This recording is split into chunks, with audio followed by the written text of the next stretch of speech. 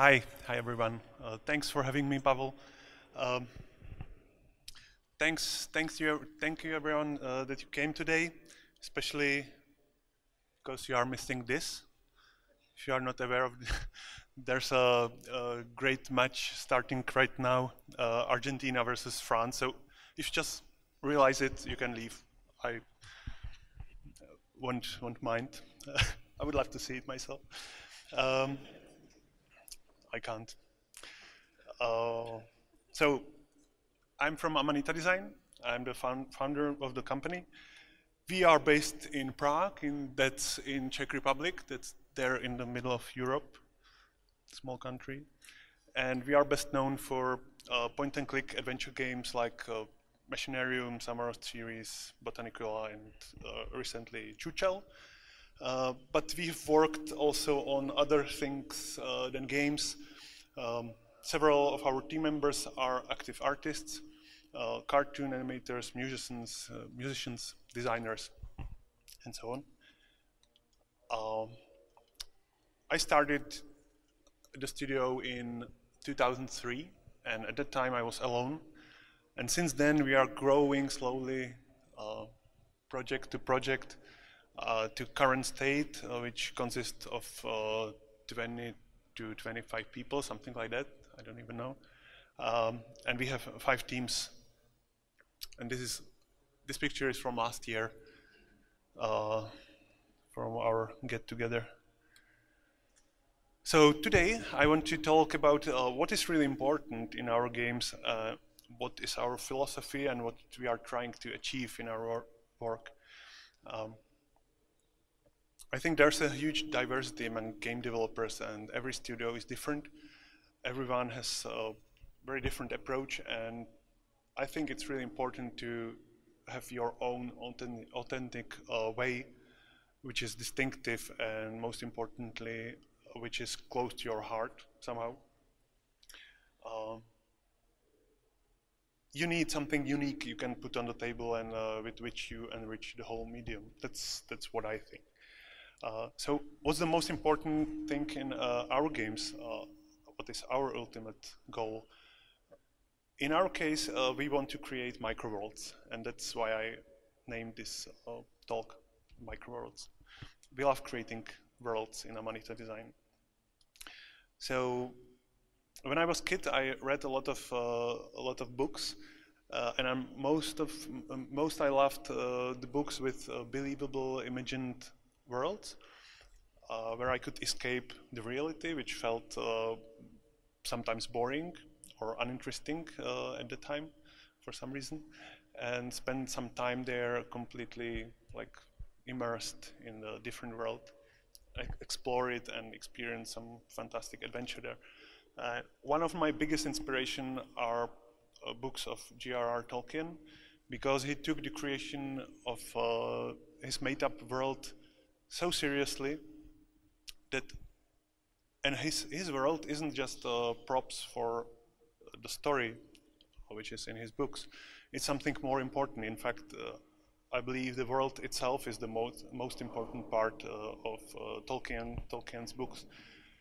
He created not only very detailed Middle-earth, but also the entire world of Arda, which is here on the map. And Arda was also part of Ea, which is the whole universe of all which exists.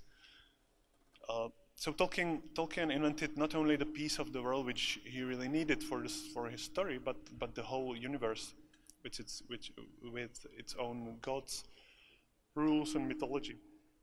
He also inhabited his world with various races, nations, with their own history, cultures, and he even invented several languages for people, elves, and orcs and dwarves. And Tolkien spent his entire long life designing this world, and that's why it's so believable and consistent in every little detail. And I also believe that that's why it's so relevant and exciting even today, and inspiring. Since my early childhood, I was also drawing and trying to illustrate some of my favorite books, and I draw images from those imagined world I've read about.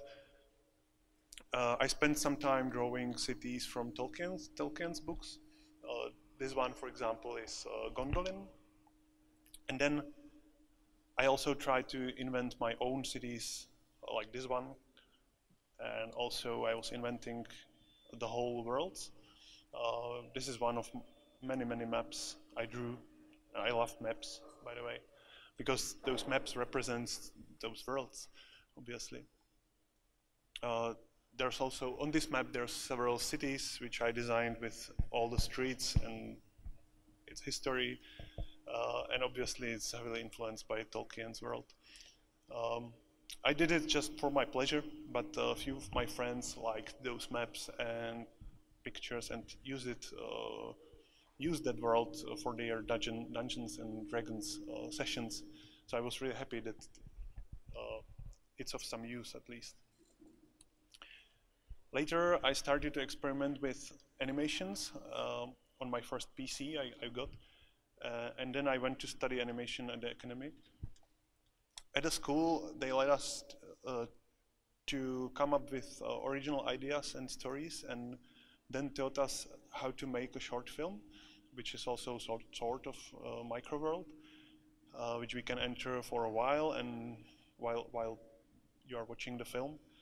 But I was even more interested in games, as it's maybe the ideal medium for a creation of small living worlds, because we can actually enter this world and interact with it and not only passively observe it. This picture is from a small and very simple interactive toy which I called Pantry.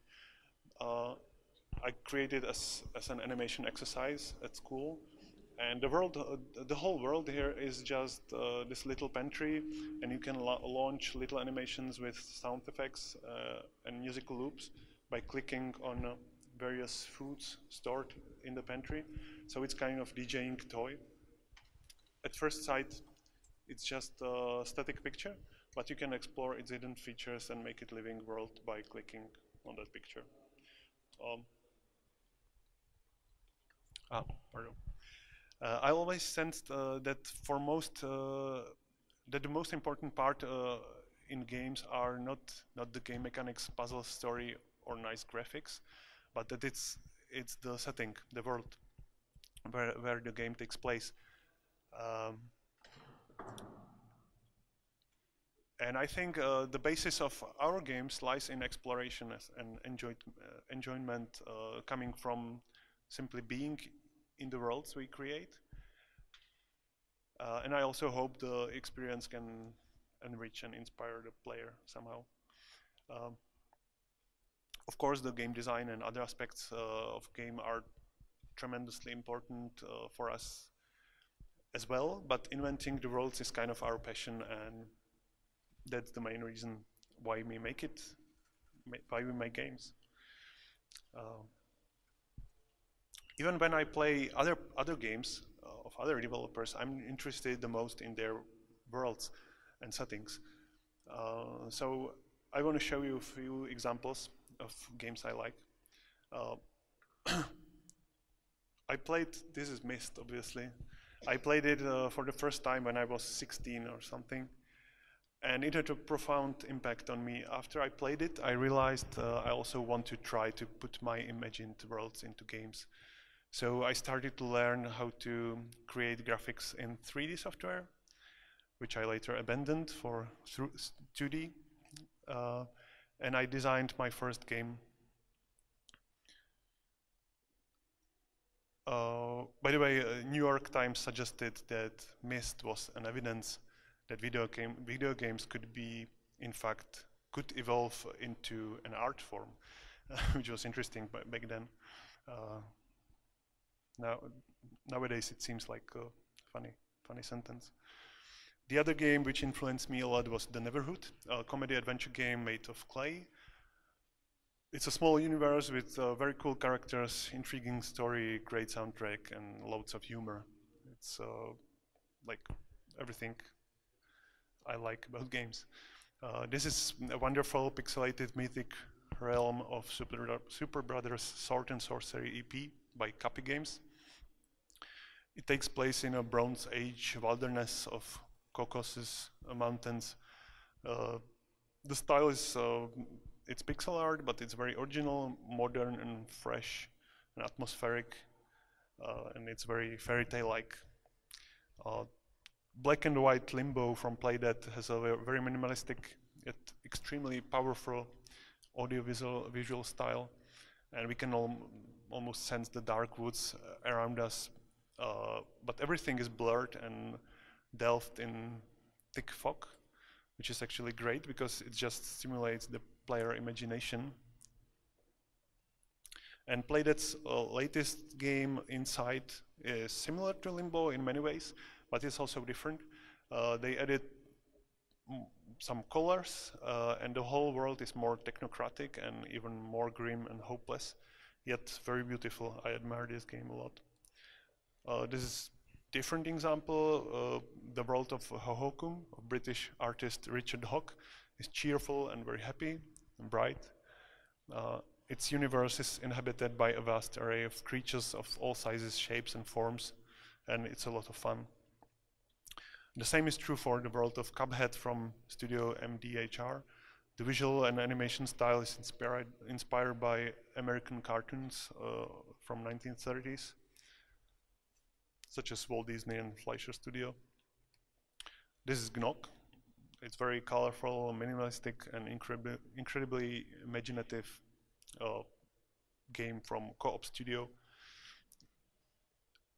Here each level is puzzly interactive toy and also a head of a monster and a microworld on its own. And as a bonus, you can also enjoy this game in VR on PlayStation. It's my favorite VR experiences, actually. This is also a very different example. This is Last Guardian, designed by Fumito Ueda. And it's also a very interesting world. And actually, I think the most important here is the mythical creature, cat-like creature, with very believable behavior, manners, and the interaction between the main character and the creature creates the whole experience, at least for me. And the whole world around it, it's not that important. That the creature is the world, actually. I feel it like that. And the last and knowingly very different example again of interesting world in games is an open world RPG game, Kingdom Come. Kingdom Come Deliverance from our Prague neighbors Warhorse Studios. It's super realistic piece of real country in Czech Republic, set in the beginning of 15th century. The history background is real, and that's why it's so interesting for me. I'm not so much interested in the game itself, but I really enjoy wandering through its 30 square kilometers of beautifully made land when I can explore the woods, villages and castles, which I can also visit in the real world because I live nearby. So these are some interesting worlds in games. So what do you need to create beautiful living microworld? I think you need a team of people with various sets of skills and talents, and you need to combine various things to achieve that goal. You need arts and crafts, and I use this term arts and crafts because it's also a name for a movement which was made up of artists and designers in 19th century who wanted to return to well-made handcrafted goods instead of mass-produced, poor-quality, machine-made items. And this philosophy is close to our thinking, even though the context is different. And I think you can apply those principles to digital creations as well. We love, in Amanita, we love handicrafts and human personal touch in everything what we do, even though it's a digital product. Also, we don't try to follow the latest trends in art and game design.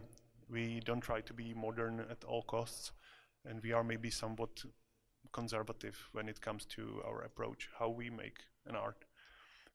And when I'm talking about crafts, I mean painting, animation, sound and music recording and post-production, also programming, level designing, playtesting and these kind of things. And by art I mean the vision, concept ideas, the story, the atmosphere, and basically all the magic which is created when in a moment when all these clicks in and works out nicely together. Now let's get to how to create a cool micro world which feels alive and believable. First, you need a great concept and vision. For me, it's often just a very vague feeling I have, and this feeling is a first spark which ignites the whole project. It's important for me to not lose that initial feeling I had and keep it on my mind through the whole development, because that's what defines the whole direction of the project.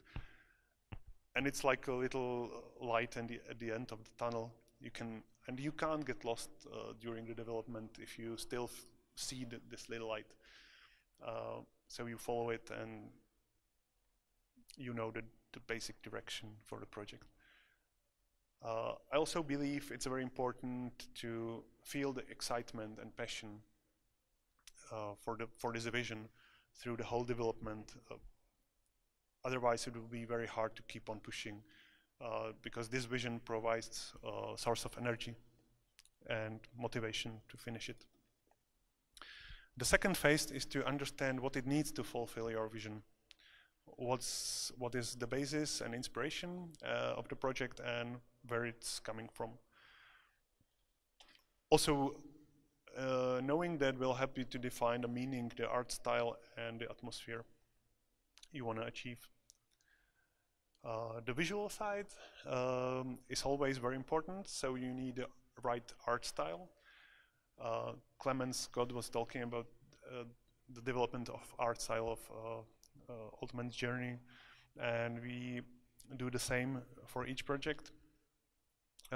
By art style, I mean not only the art technique and how it's all painted or modeled in 3D, but more importantly, how is the visuality of your artificial world connected with reality, the degree of stylization and this kind of stuff.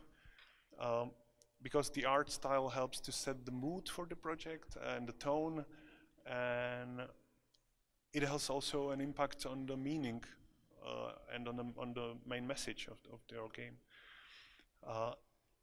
To get the right art style, you need to first develop it, which is sometimes easy, sometimes it might be a long and very painful process, but it's essential to come up with something which fits perfectly to your vision and which you feel perfectly comfortable. The art style has a huge impact on the final project, and I said it. Yeah. So until this phase, the concept and development work is done. It's usually done by a sole author for each project, or a small group of authors. And then comes a production phase when all the actual graphics, assets, animation, sounds, and everything else is created. And now the whole team is involved. And many things could happen during this stage, and you should totally be prepared for that. You should keep the vision and the general direction of the project without compromises.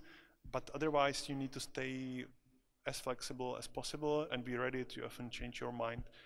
And I believe it's very beneficial to let the other team members to talk to the concept and to all the details and design documents, and let their talents and skills enrich your creation. It's definitely good to be open-minded and listen to other people, but also it's good to stay true to your original vision and pick up just the right ideas which help and expand the main goal. Ultimately, the author is the responsible one, so you need to be aware of that it's not a fully democratic process. But of course, the ideal state is when the whole team is on the same wave and agree together on everything. But it's very hard to achieve. In Amanita Design, we have several standalone teams currently. Each team is fully independent and works on their games based on their own vision. So everybody's working on their projects. Every team has different approach and style, but all our teams have some things which are common and which helps us to keep the portfolio of our games diverse yet somewhat compact. So what are the common things? We are all Czechoslovakians, so we speak the same native language, which is Czechoslovak, of course, which is great for communication with all the subtle nuances which we use, which we need to understand each other perfectly when we talk about delicate things like feelings and sensations, so on. Doesn't mean we are against foreigners or anything, but it just makes things easier for us to work this way for now. We have same cultural background, that helps as well. We've grown up reading the same books, watching the same movies, living in a similar environment, and we went through the same history, of course. And many of us even studied at the same Academy of Arts and even at the same department of animated film in Prague. And our other common characteristics are our passion for handicraft and handmade stuff, for playfulness, and we love animation films. So let's look at our projects. The first Amanita Design project was Samorost, which was created by me in 2003. It was my thesis project at the Academy of Arts and Crafts. And this project was directly inspired by my fascination in nature when I was observing and taking pictures of little details like moss-covered dead wood, old tree stumps, roots, and so on, mushrooms, other things. I was also picking and collecting various fungi and pieces of wood, and I was experimenting with vegetable. I was germinating potatoes, drying up parsley, and so on. And then I took pictures of these results and I used it in the game. So Samorost's world comes from nature, but it's also inspired by surrealism, fairy tales, and science fiction. It's a mix of things I like, basically. The art style comes out from those micro pictures from forests, and the actual graphic assets were created by collage technique, where I cut and combine pieces of my photographs. The same technique and approach is true also to Samorost 2, which we created a couple of years later. It was released in 2005. The only difference is that this time the game is was a bit more polished. It includes more animations, and a player can visit 2 planets, with all the weird inhabitants. Then came Machinarium. It was created after Samorost 2, and at that time we wanted to make proper full-length and more traditional point-and-click adventure game with some logical puzzles and slightly deeper storyline. So if you don't mind, I'll play a trailer of that game.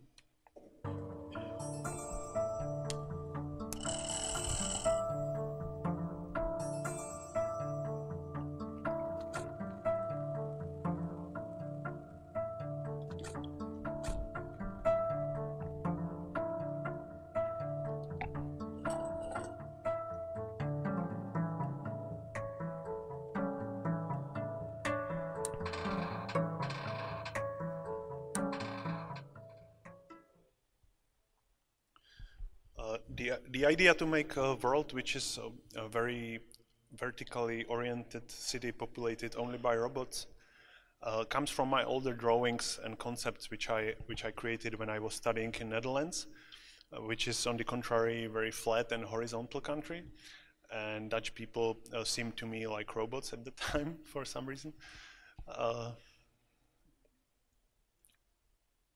And lots of inspiration comes also from movies like Kinzadza from Georgi Daniela, or films from Terry Gilliam, Jean-Pierre Jeunet, or Karel Zeman.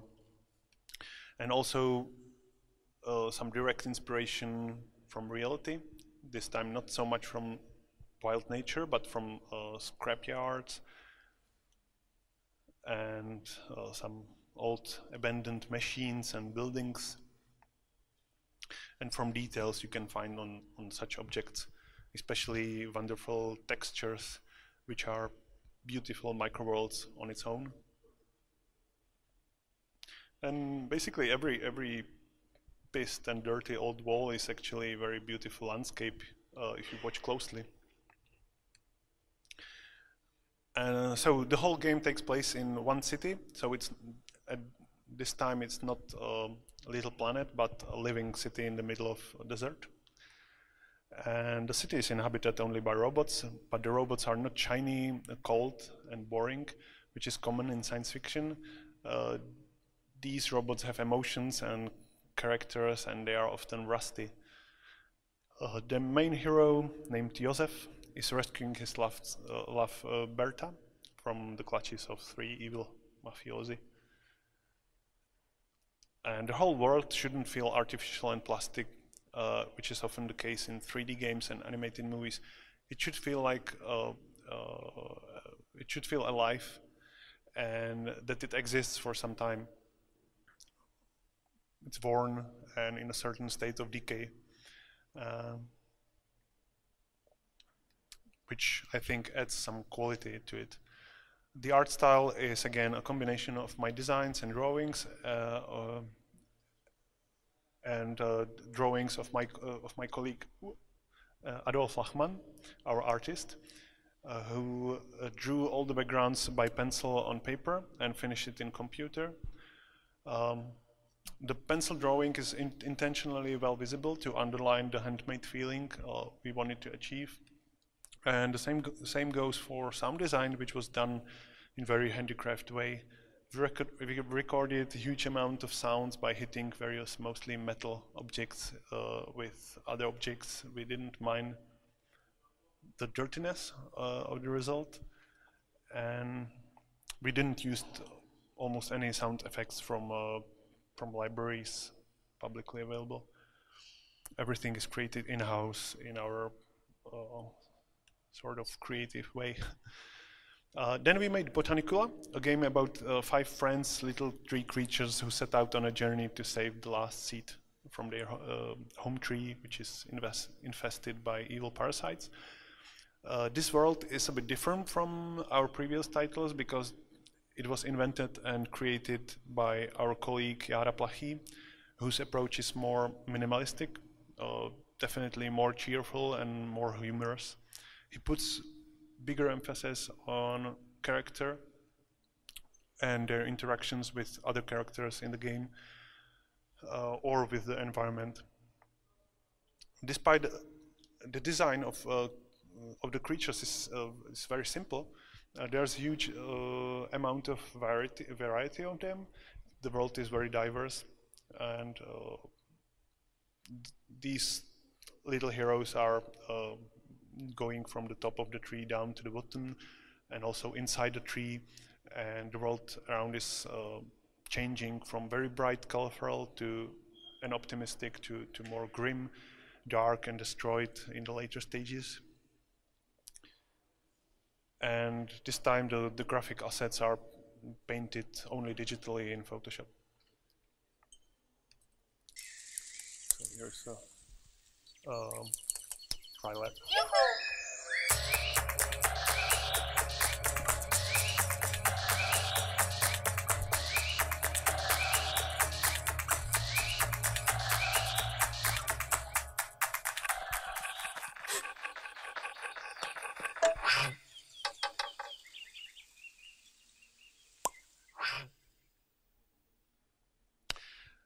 Then came Samorost 3, which is again a bit different beast from the first two Samorost.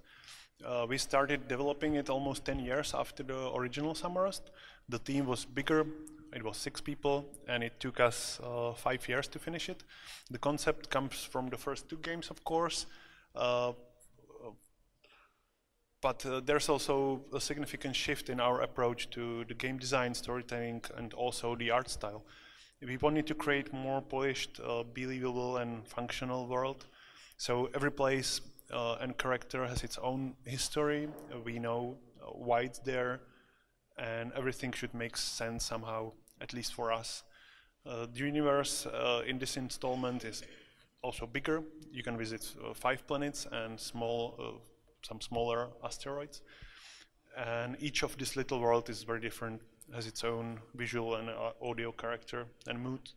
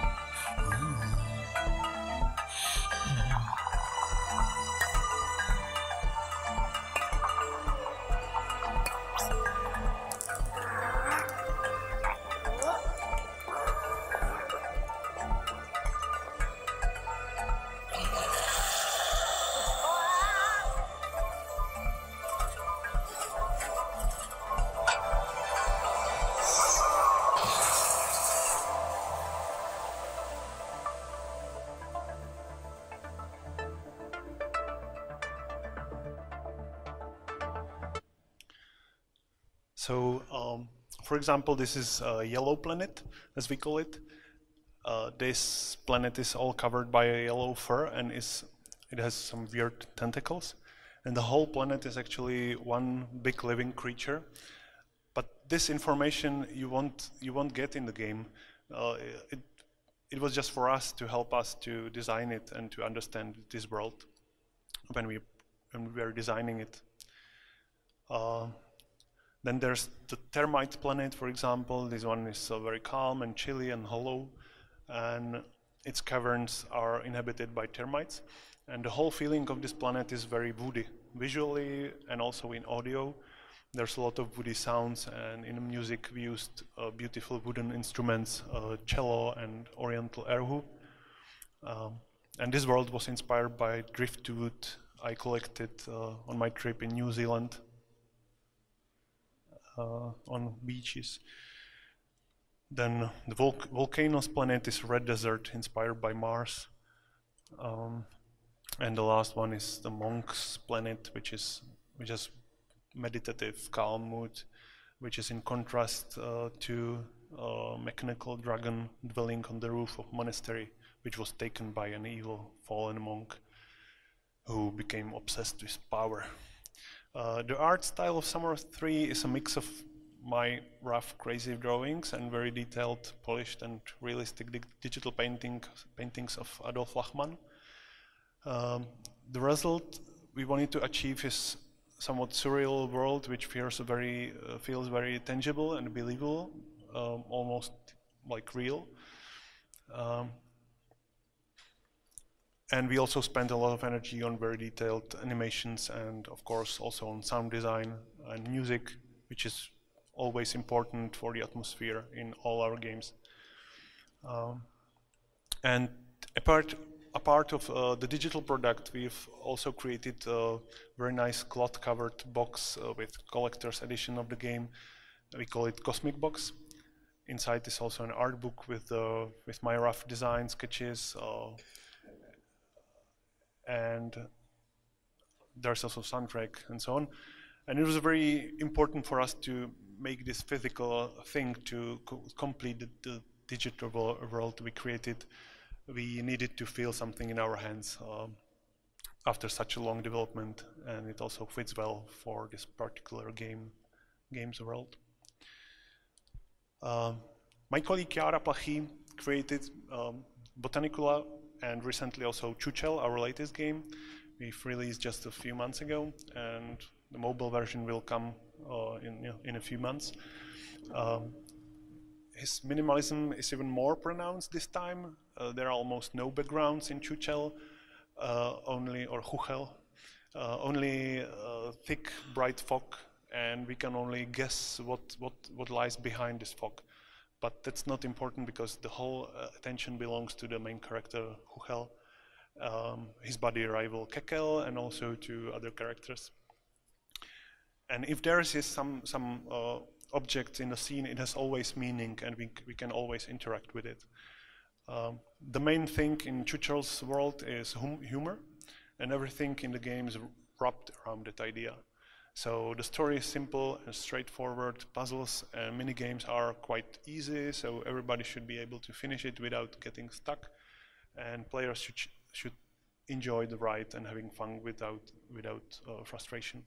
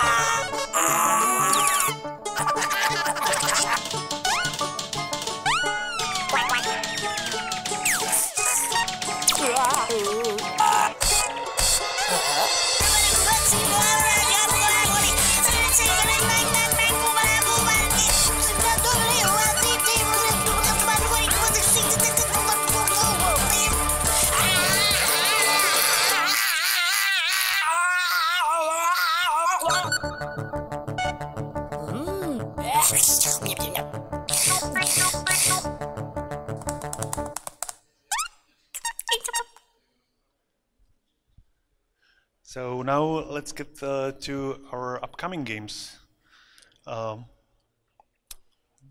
This picture is an exclusive show from Jara Plachy's upcoming game, which he's currently developing with his team. The game was not announced yet, so I can't reveal the name. But it definitely bears his signature style, but it's also very different because this time it's a pretty dark and weird horror story. This time it will be for adults, maybe teenagers, not for kids. And of course there will be a lot of humor, even though it's a horror game. Our other game we have in development is similar to Machinarium in certain ways, but it goes its own unique direction. The story of this, again yet unannounced game, takes place in a huge house which is located inside a cave. And I'm going to show you just a few concept arts for this game.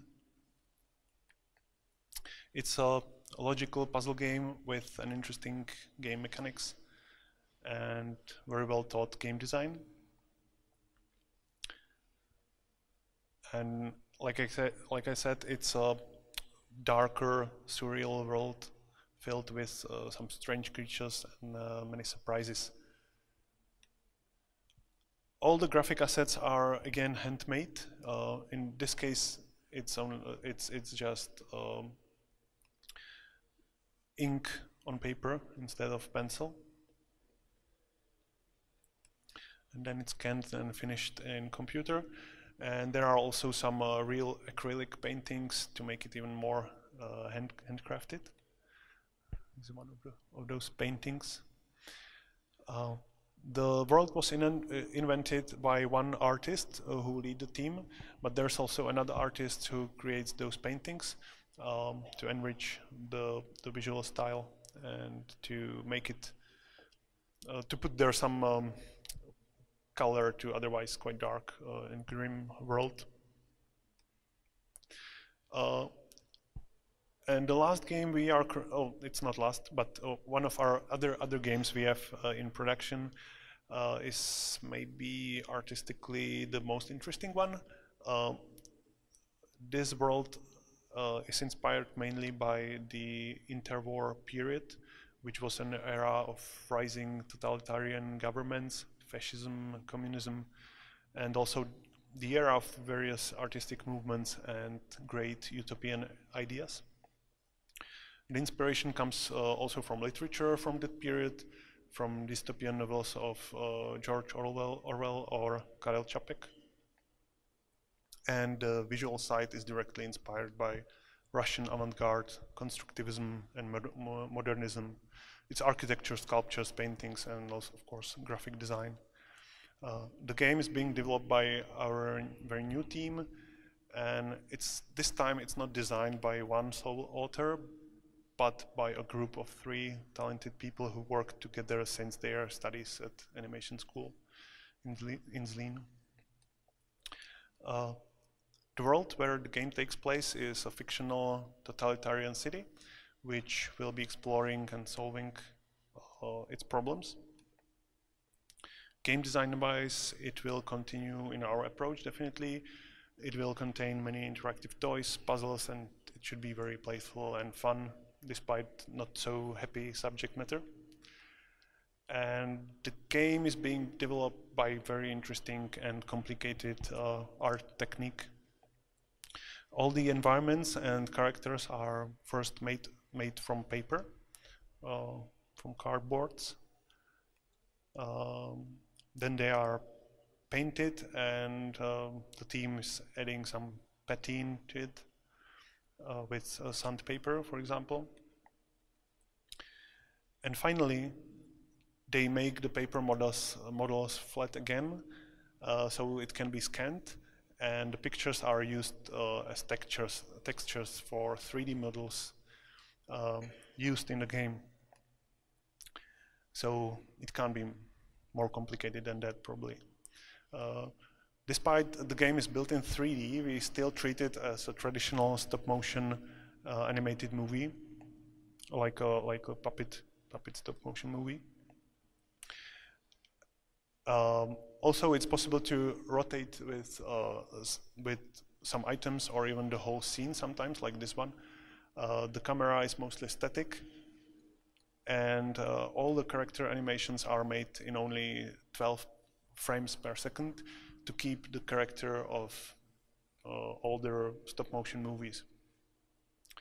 And we even try to replicate the feel of classical celluloid photographic film by adding some effects like vignetting, dust speckles and scratches and so on.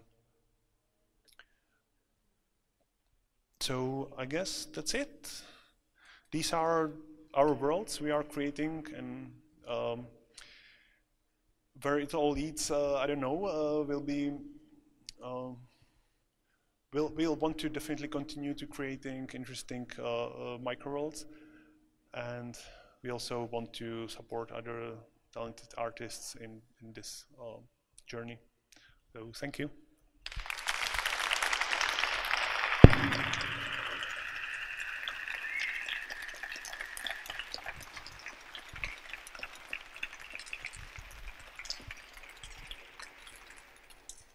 Thank you, Jakub, for amazing talk. If you have any questions, raise your hand, and I will pass the mic. Is there any? There is one. Hi. Okay, so great talk and great art. And I've got a question about your studio structure, because your game seems very artistically dominated. Do you have, I don't know, maybe tech department, or how it works for you? Yes, you are right. We are artists-driven company. Yeah. I found it, and I'm artist myself, so I build it around what I know. And like I said, each team has its own leader and author, and we try to share some know-how, of course, among the teams. But otherwise, all the teams are quite like independent. But we discuss everything together, and we have our opinions, and when we respect each other quite a lot. So I think everyone from the studio can influence any project. Yeah, sure. But you're talking about the level of the, you're talking about idea level, of creative level. But when it comes to everyday work, you know, about maybe from the other side, what if we don't need that dude with tube? Okay, what now? And the team department did, I don't know, maybe some stuff to put it into the game, or it's the important part of the, I don't know, maybe art department spent 2 weeks on doing that dude with tube, and Well, then there's some iteration design. Hey, we don't need it anymore. That would be bad.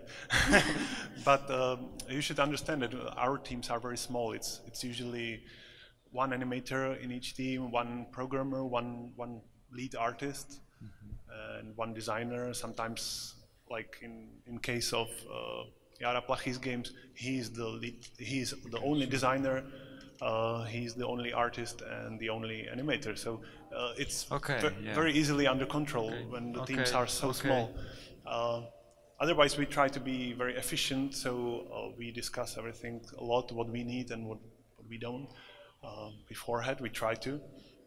So I think we don't have these kind of problems of bigger companies. Sure. Because we don't have any departments. Well, we can sometimes call it for fun, like there's a finance Yes, and CFO and CTO and yeah, and you're handing one paper from one hand to other hand, and yeah, right. Yeah, welcome. Exactly. So okay. it's more efficient to work in small teams. Sure. And the last question: what engine you are using? What do you have? Some custom tools for some unique art style, maybe? In the past, we used only Flash. Sure. So everything you've seen, like those already released games, it's all Flash. But for future, all the future projects are Unity. Okay. But every team has its own workflow, so we don't share any special tools. For example, this paper world game is very complicated. They built a ton of things, special tools and techniques for this game. But so far we didn't share anything, and we didn't have that kind of pipeline. We could do that in the future, maybe. Sure, thank you. Any other question? No? Yes. Hello, I was just wondering if you are planning on making some game which is not based on puzzles in the future, or why the specialization specifically in this? Doesn't work. We make mostly puzzle games, but they are quite different. I think some of them are very easy. Some of them, one of these new games is quite hard puzzle game again. And I don't think we consider any like skill-based games. No, none from our teams is a fan of skill-based games, so we don't understand that, and so we can't really do that. But of course, we want to evolve the genre, and we want to explore some other possibilities. We like playfulness, so currently we are focusing a lot on touch devices, and we want to explore more the touch control thing. So it shouldn't be really like hard or logic puzzle game. We should just enjoy the game. That's the case for the horror game. Chuchel is quite easy, and the new stuff. I also started to develop my own next game, and it also should be something a bit different. Like it won't be a linear adventure game, traditional one. It will be like open world thing. I don't know how it will end. So yeah, we are always trying to come up with some new ideas, but it's not a revolution. It's slow evolution of our style, I would say. There's one more.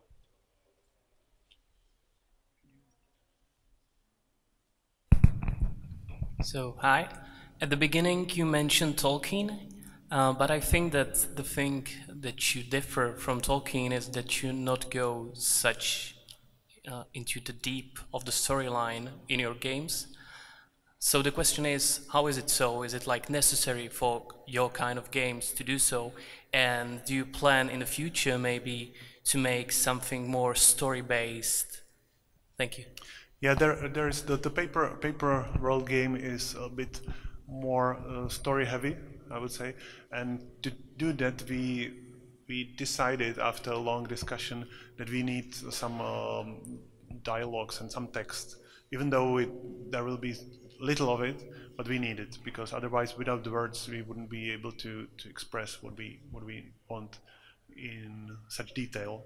But otherwise we like the speechless, wordless, languageless worlds. I like it because it reminds me of some simple fairy tales where like archetypal stuff where you can't go into details, but everything has its own like deeper meaning. You should feel from it. I can't really explain myself well, but it has some magic in it. So definitely we are not into long dialogues which are so boring to read in games. All right, we have maybe time for one more. Okay. With such a kind of art-heavy process, like how much design planning and playtesting happens before you start putting art into the game, or because you're making a particular type of game, how much playtesting is actually involved, and how much changes also as you go? We are learning. In the past, we did almost no prototyping, no playtesting before the final assets were created, because in this kind of games, it's kind of difficult, because beautiful adventure game with just some simple placeholders wouldn't work. The atmosphere, the magic wouldn't be there. So there's no reason to playtest this kind of things. We could playtest, of course, some puzzle ideas, definitely, but we didn't do that in the past. We are doing it now a little, and we plan to do it more because it definitely makes sense, especially for some parts of games, for example. All right. Thank you, Jakub. Thank you very much.